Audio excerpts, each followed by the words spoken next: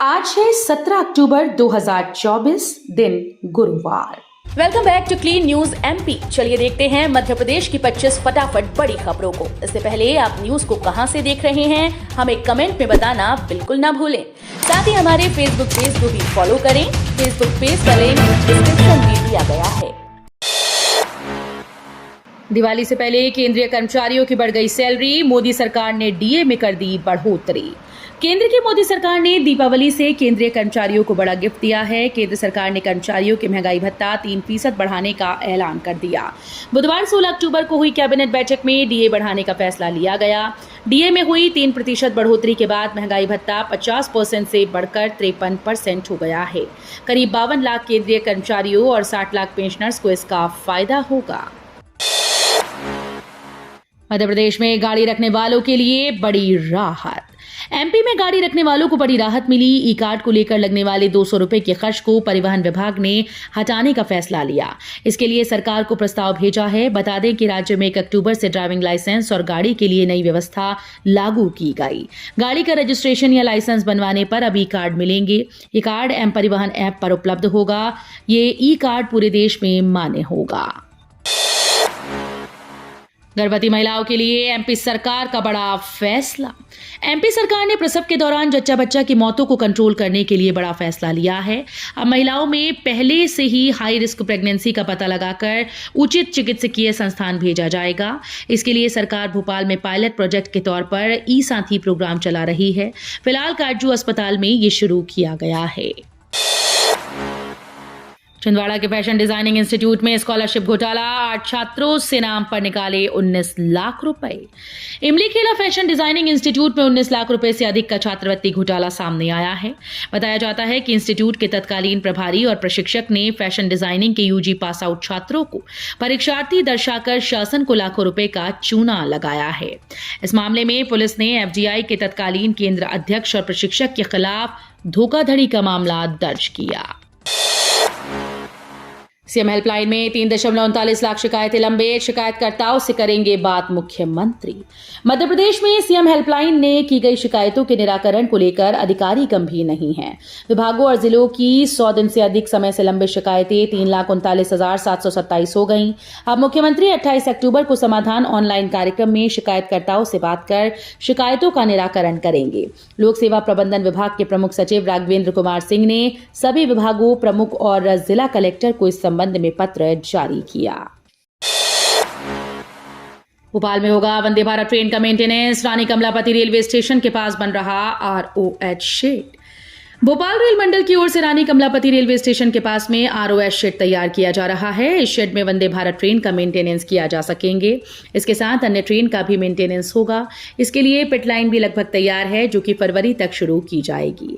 साथ ही वॉशिंग पिट से LHB coach सहित अन्य ट्रेन के कोचेस की धुलाई की जाएगी। उज्जैन इंदौर के बीच 950 करोड़ में बनेगा नया 4 लेन। 65 किलोमीटर का होगा ये रोड। महाकुंभ सिंगल्स 2028 से पहले ज्योतिर्लिंग महाकालेश्वर मंदिर के नवविस्तारित क्षेत्र श्री महाकाल महालोक में स्थापित फाइबर रीइंफोर्स प्लास्टिक की मूर्तियां हटाकर पाषाण की मूर्तियां स्थापित की जाएंगी। सिंगल्स के लिए गठित मंत्रिमंडल समिति ने इस काम के लिए 75 करोड़ रुपए मंजूर किए हैं। साथ ही उज्जैन से इंदौर जाने के लिए एक और 4 लेन बनाने सहित 4000 करोड़ रुपए के विभिन्न प्रोजेक्ट को हरी झंडी दी। किसानों को सिंचाई के लिए फ्री बिजली देगी मध्य प्रदेश सरकार। मध्य प्रदेश के किसानों के लिए बड़ी खबर है। खरीफ फसल का सीजन आ चुका है, वहीं मानसून की विदाई भी हो रही है। रबी फसल के लिए किसानों को सिंचाई की जरूरत पड़ेगी, लेकिन अब सिंचाई के लिए किसानों को बिजली की चिंता करने की जरूरत नहीं, क्योंकि मध्य प्रदेश सरकार अब प्रदेश के किसानों के लिए बड़ी सौगात लेकर आई है। मध्य प्रदेश की मोहन सरकार प्रदेश में 52,000 सौर सिंचाई पंप स्थापित करने जा रही है। एमपी में पुलिस आरक्षकों की शारीरिक दक्षता परीक्षा में थियोडोलाइट का उपयोग। मध्य प्रदेश में पुलिस आरक्षकों के लगभग 7,500 पदों के लिए शारीरिक दक्षता परीक्षा प्रारंभ हो गई।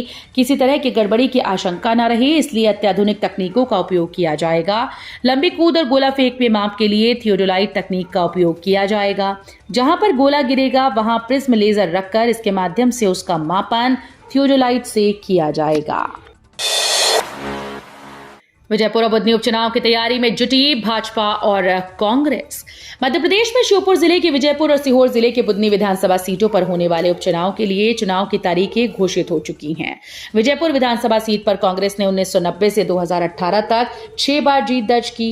रामनिवास रावत, जो कांग्रेस के प्रमुख चेहरे थे, भाजपा में शामिल हो चुके हैं। 13 नवंबर को मतदान होगा, 23 नवंबर को मतगणना की जाएगी। इसके साथ ही भाजपा और कांग्रेस दोनों ने अपनी अपनी चुनावी रणनीतियों पर काम करना शुरू कर दिया है। रिटायर्ड जूनियर ऑडिटर के घर छापा, मिली 90 करोड़ की संपत्ति। भोपाल में retired junior auditor Ramesh Hingorani के 6 ठिकानों पर लोकायुक्त की टीम ने छापा मारा है। अब तक की जांच में 90 करोड़ रुपए से ज्यादा की संपत्ति के दस्तावेज मिले हैं। इस दौरान बड़ी मात्रा में गोल्ड और डायमंड ज्वेलरी भी मिली। हिंगोरानी तकनीकी शिक्षा विभाग में जूनियर ऑडिटर पद से रिटायर हुए। उनके खिलाफ लोकायुक्त को भ्रष्टाचार और आय से अधिक संपत्ति अर्जित करने की जानकारी मिली थी। भोपाल में विश्व मानसिक स्वास्थ्य माह के अंतर्गत कार्यक्रम आयोजित। राष्ट्रीय स्वास्थ्य मिशन मध्य प्रदेश द्वारा संचालित राष्ट्रीय मानसिक स्वास्थ्य कार्यक्रम के अंतर्गत कल भोपाल में विश्व मानसिक स्वास्थ्य माह का चौथा कार्यक्रम आयोजित किया गया। बता दें कि सारी दुनिया हर साल 10 अक्टूबर को मानसिक स्वास्थ्य दिवस के रूप में मनाती है, जिसके लिए हर साल एक थीम निर्धारित की जाती है। इस साल की थीम कार्यस्थल पर मानसिक स्वास्थ्य का महत्व है। बिजली कंपनी के आउटसोर्स कर्मचारियों के लिए अच्छी खबर, सरकार की इस योजना का भी मिलेगा लाभ। मध्य क्षेत्र विद्युत वितरण कंपनी ने कहा कि अब बिजली चोरी की रोकथाम के लिए चलाई जा रही पारितोषिक योजना के तहत बिजली के अवैध उपयोग की सूचना देने पर प्रकरण बनाने और राशि वसूली करने में विभागीय अधिकारियों कर्मचारियों को दी जाने वाली प्रोत्साहन राशि में आउटसोर्स कर्मचारियों को भी शामिल किया गया है। कंपनी ने कहा कि वर्तमान में विभागीय कर्मचारियों के दायित्वों का निर्वहन आउटसोर्स के कर्मचारियों के द्वारा भी किया जा रहा है। दिल्ली में भी बढ़ रही मोहन यादव की धाक, हरियाणा में अमित शाह के साथ फ्रंट फुट में आए नजर। भाजपा ने एक अहम फैसला लेते हुए मध्य प्रदेश के मुख्यमंत्री मोहन यादव को हरियाणा का केंद्रीय पर्यवेक्षक नियुक्त किया है। इस जिम्मेदारी में उनके साथ केंद्रीय गृह मंत्री अमित शाह भी शामिल हैं। ये पहली बार है जब किसी मुख्यमंत्री को अमित शाह के साथ इतनी महत्वपूर्ण भूमिका सौंपी गई है। पार्टी का ये कदम राष्ट्रीय राजनीति में मोहन यादव के बढ़ते कद और यादव वोटर्स पर केंद्रित रणनीति का स्पष्ट संकेत माना जा रहा है। इंदौर में 12 लाख पौधे संभाल रही 50 कर्मचारियों की टीम, बारिश में पनप गए पौधे। 3 माह पहले इंदौर वासियों ने एक साथ 12 लाख पौधे लगाकर विश्व कीर्तिमान स्थापित किया था। उसके बाद सबसे बड़ी चिंता थी उन पौधों की साज संभाल की। पौधारोपण के 3 माह तक अच्छी बारिश में पौधे पनपे। नगर निगम के 50 कर्मचारियों की टीम पौधों को खाद पानी देने का काम कर रही है, लेकिन सबसे बड़ी चुनौती होगी गर्मी के मौसम में इन पौधों को संभालना। रतलाम के महालक्ष्मी मंदिर में नोटों से सजावट शुरू, 28 अक्टूबर तक ली जाएगी सामग्री। शहर के माणक चौक स्थित प्रसिद्ध महालक्ष्मी मंदिर में भक्तों द्वारा सजावट के लिए दिए जाने वाले जेवर, सिक्के, मोती, चांदी, सोना आदि से विशेष श्रृंगार की तैयारी हो गई है। मंदिर में सजावट के लिए बुधवार को झाबुआ जिले के पेटलावत से 2 श्रद्धालुओं ने 50, 20 व 10 रुपए के नोट दिए। 17 से 28 अक्टूबर तक सामग्री ली जाएगी। अब डिस्टेंस लर्निंग को प्रमोट करेगा यूजीसी, देश भर के उच्च शिक्षण संस्थानों से मांगे आवेदन। विश्वविद्यालय अनुदान आयोग ने एकेडमिक ईयर के लिए ओपन एंड डिस्टेंस लर्निंग और ऑनलाइन कार्यक्रमों के लिए मान्यता प्राप्त करने के इच्छुक उच्च शिक्षण संस्थानों से आवेदन आमंत्रित करने की घोषणा की। जो भी उच्च संस्थान इनके लिए पात्र हैं वो 15 अक्टूबर से 31 अक्टूबर 2024 के बीच अपने आधिकारिक पोर्टल के माध्यम से आवेदन जमा कर सकते हैं। ये पहल पूरे भारत में एकेडमिक रीच बढ़ाने के लिए यूजीसी के प्रयासों पर प्रकाश डालती है। रिटायर्ड जूनियर ऑडिटर के घर लोकायुक्ति ने की छापामार कार्रवाई। भ्रष्ट शासकीय सेवकों के खिलाफ लगातार हो रहे एक्शन के बावजूद रिश्वतखोरी की घटनाओं में कमी नहीं आ पा रही। आज एक बार फिर से लोकायुक्त पुलिस की टीम को एक भ्रष्ट अधिकारी को गिरफ्तार करने में सफलता मिली। लोकायुक्त पुलिस भोपाल की टीम ने जूनियर ऑडिटर रमेश हिंगोरानी के घर पर छापा मारकर करोड़ों की अवैध संपत्ति का खुलासा किया। लोकायुक्त टीम को इस छापेमारी में अवैध गतिविधियों के सबूत भी मिले।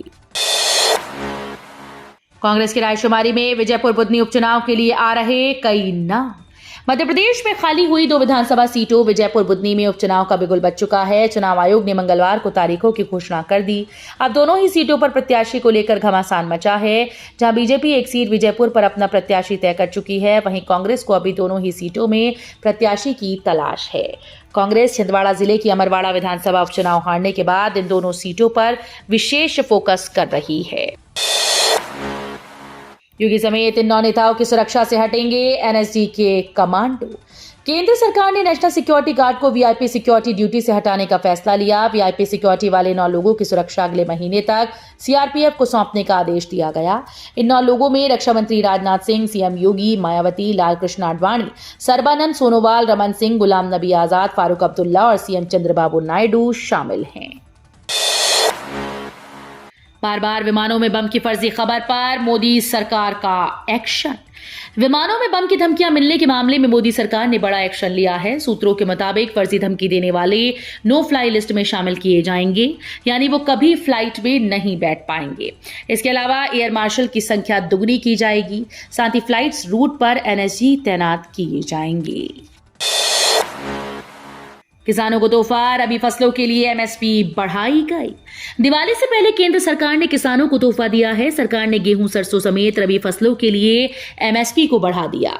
इसके अनुसार गेहूं का एमएसपी 150 रुपए प्रति क्विंटल बढ़कर 2425 रुपए हो गया। सरसों के लिए एमएसपी में 300 रुपए बढ़कर 5950 रुपए प्रति क्विंटल हो गया। वहीं चने की एमएसपी में 210 रुपए की बढ़ोतरी हुई, जिससे नई दर 5650 रुपए प्रति क्विंटल हो गई। रेलवे से रिटायर हुए कर्मियों के लिए खुशखबरी, फिर जॉब देगी सरकार। भारतीय रेलवे ने दिवाली के पहले अपने सेवानिवृत्त कर्मचारियों को बड़ी खुशखबरी दी है। रेलवे बोर्ड ने एक सर्कुलर जारी कर बताया कि रेलवे में कर्मचारियों की कमी को देखते हुए रिटायर्ड कर्मचारियों को एक बार फिर से कॉन्ट्रैक्ट बेसिस पर नौकरी पर रखा जाएगा। हर जोन के जनरल मैनेजर को यह अधिकार होगा कि वो रिटायर्ड कर्मचारियों को नौकरी पर रख सके। अंतर्राष्ट्रीय अभिधम्म दिवस समारोह में भाग लेंगे पीएम मोदी। प्रधानमंत्री नरेंद्र मोदी आज को विज्ञान भवन नई दिल्ली में अंतर्राष्ट्रीय अभिधम्म दिवस और पाली को शास्त्रीय भाषा के रूप में मान्यता दिए जाने के समारोह में भाग लेंगे। इस अवसर पर वे उपस्थित जनसमूह को संबोधित भी करेंगे। जानकारी के लिए बता दें कि अभिधम्म दिवस भगवान बुद्ध के अभिधम्म की शिक्षा देने के बाद स्वर्ग से अवतरण की याद में मनाया जाता है।